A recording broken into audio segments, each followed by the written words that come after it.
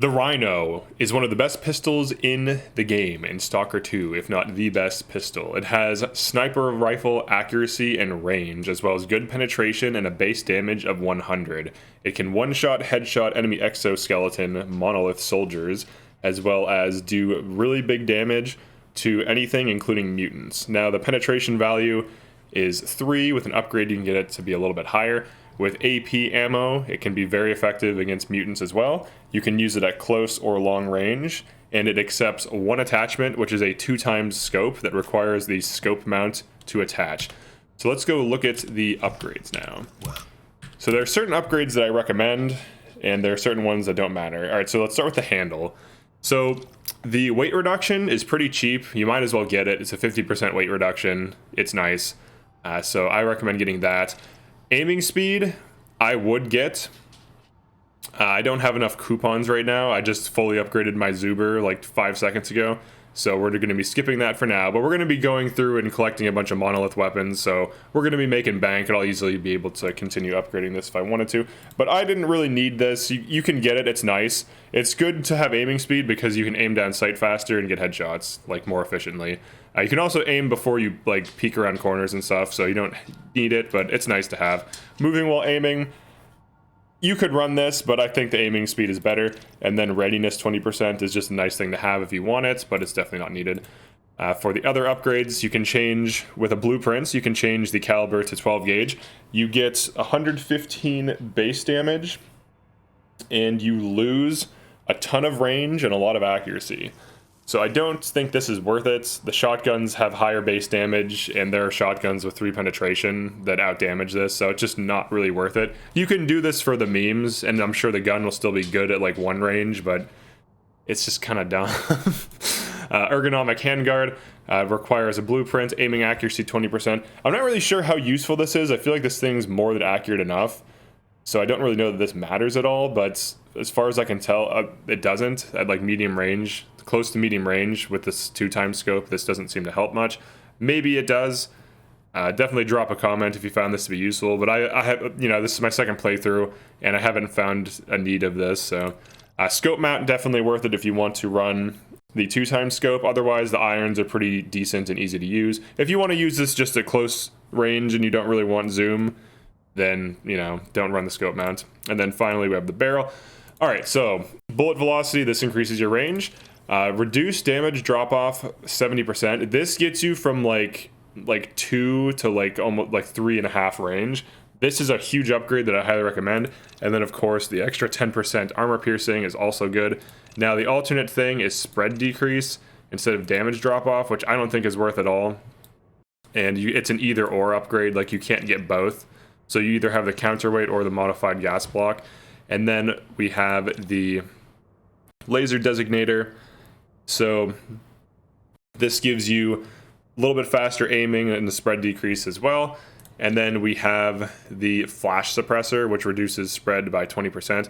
Now you could run this, there's no real reason not to. I don't know that it needs it though, and I don't like to recommend like useless or pointless upgrades that don't drastically change something. Like this upgrade here, reduced damage drop off by 70%, is such a huge increase in range that it's like you should run this. And then the 10% armor penetration, basically you always want to grab these.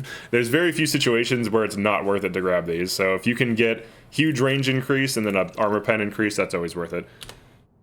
For ammo types, we have regular ammo, which is 9x39 mm PA. And then we also have armor piercing, which gives you a 50% increase to your armor penetration stat. And because this has an armor penetration stat of 3.25 roughly, it will give it like roughly 1.6 or so, or 1.55 increase. So you'll be looking at almost 5 penetration with that, because it's like a multiplier. I'm pretty sure that's how it works. Correct me if I'm wrong, but I'm fairly certain that's how it works. All right, and then we also have flat ammo, which just has less arcing, and it should be better at range. And then we have the expansive ammo, which has 2x damage multiplier, but it has less penetration, so it'll actually reduce your penetration by a substantial amount. Now, I think right now in the game, expansive ammo is kind of weird because pretty much everything you would want more damage against has really high armor, so it losing penetration tends to just make it worse than armor penetration ammo, and even in a lot of cases worse than base ammo. So there needs to be more things that are low armor, like if they want to make like pseudo giants low armor or chimera low armor, this would kind of have a use case. But pretty much every mutant has some level of armor, and most enemies have some level of armor, so it's kind of just a weird ammo type. So here we are at the range in Pripyat. So we're gonna do hip fire accuracy, shooting at, let's get my HUD back, shooting at this corner here, just to kind of show how accurate it is roughly. So here's like your spread, shooting at this range. Typically you can land shots, like headshots from the hip at like this range pretty accurately. Now crouching should improve the accuracy. So if you crouch really quick, you can see we have a much tighter spread. So if you want to make a quick headshot from the hip at like close range, just crouch. This is true of shotguns too. This decreases your spread on shotguns like buckshot, which is weird because that doesn't really make sense, but it's a video game, dude, so whatever. All right, and then from far away, if we crouch, let's go back to here. We'll say this is our 20-yard line. I don't really know that it is or not, but you can kind of see the hip fire accuracy. All right, and then aiming. This is obviously the point of this weapon. So a note about aiming. So when you aim, you have no scope sway for a short period, and then it applies the scope sway. So if you get your shot lined up in advance and then aim, like let's say I need to shoot at exactly this corner, you can basically quick scope. It's a little bit above, so yeah, it's like right here. But you can be like on target and take advantage of the lack of scope sway. Now here's the scope sway. It'll just be kind of like a random pattern of just like kind of moving around. So like if you have to like adjust, you can. And then of course you can do stuff like this. So you can do like a quick headshot around corner, around an angle. This gun is basically made for stuff like this. This is how you should be using it if you want to avoid getting fired at. It's time for our damage test versus full exosuit boys. Now what I do want to do is base ammo headshots, and then I want to see if armor piercing rounds one tap on the body. They shouldn't, because it reduces your total damage, so it'll do just a little bit under one-shotting the body. So there it is, base ammo tapping an exo.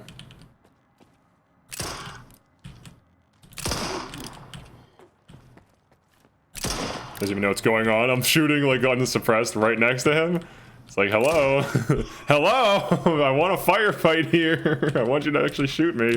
Oops. Oh, I'm out of ammo. Oh, let me reload. Oh, am I next to a guy? I backed up into a guy. They didn't aggro. My bad, dude. Yeah, this gun's insane. It's like really good. Now, if you don't, like, if you can't snap that fast to heads and you want to use something else that's a little bit more forgiving, I get it. I'm not like the best FPS player either. I would say I'm probably like average by today's standards, because like everyone's really good. Like people play like Doom and, you know, all these like fast-paced shooters and stuff. So like everyone's pretty good nowadays, I would say. So like if you can just like headshot things at a basic level, this thing will just delete exosuits for low durability, low cost. This weapon has high efficiency, 45% efficiency for damage to repair rate. Okay, we're on armor piercing rounds. Now, armor piercing rounds do reduce your damage by like 2%. So if an enemy has 100 health and you shoot them in the torso, it's not going to one-shot them. So I'm not expecting these to kill, but they are really good against certain mutants. I missed the second. Wait a minute. Okay, it's 2 shots to kill. I missed 2 shots. I'm hitting the headshot, so I'm missing the body shots. All right, yeah, two body shots to kill with armor piercing rounds. All right, let's try the other ammo. That's flat. We already know flat is just gonna be like stock ammo, so you need a headshot with that. So let's do the expansive to see if that can one-shot body shot. I doubt it. Where are you guys? Oh, Jesus. Oh, they're behind me. Nah, it doesn't one-shot body shot. Oh, that was a miss. There we go. It's 2 shots. So expansive ammo. All right, let's try base ammo body shots. What are you shooting at? I'm getting aim punched. Hold on. The headshots are easier to go for. Here we go. 3 body shots at base, and I think it's 2 expansive. So 2 expansive body shots, 2 armor-piercing body shots, all the ammo, 1 taps. So this is the flat ammo. At this range, you don't need flat ammo. It doesn't really do anything. Just adds to the wear and tear on the gun. Oops, that was a little bit. There we go. A little off on that shot there. All right, so in terms of ammo, oh, we got one more. All right. In terms of ammo, base ammo is generally the best. You can bring a few, like 30 rounds of AP to deal with like some big mutant or something, so that way you can deal meaningful burst damage to it. For fire rate, that's important, so let's look at that. So if you want to like unload into a mutant as fast as humanly possible, I'll show you like the thing's maximum fire rate. It's still relatively fast. So like if you're fighting, I don't know, like a pseudo giant, you can get 3 shots, sprint, get 2 shots, sprint, get a shot, reload. So you'd probably shoot in bursts of like 2 in between sprinting and like snapping. Against bloodsuckers, headshots do matter. I don't know the exact number of headshots it takes to kill a bloodsucker, but it should be 2 to 3, and with AP rounds, it's probably close, like it should be around 2 to 3 with both. But that should be roughly what it's at. So 2 to 3 headshots on a bloodsucker. Against dogs, single body shot kills. Against burrs, 2 headshots should kill. I think they have a 2 times multiplier. Against controllers, it's going to take more than that. So, because they don't have a headshot multiplier as far as I can tell. All right, so that's it for the Rhino. Definitely use it. It's fun. It's really good. It's ammo efficient. You don't even have to run many upgrades on it, and you can have it be cheap. So like if you want to have it be as cheap as possible, just get the wear and tear upgrade, get the weight upgrade, and don't put a scope on it, and it'll be like worth like 20k, and it'll just be a very efficient user of the 9x39, which can be commonly found in stashes in early game, and you can buy ammo for it. And the cost and savings of running this versus the APSB is pretty substantial. So yeah, that's it for this one. Peace.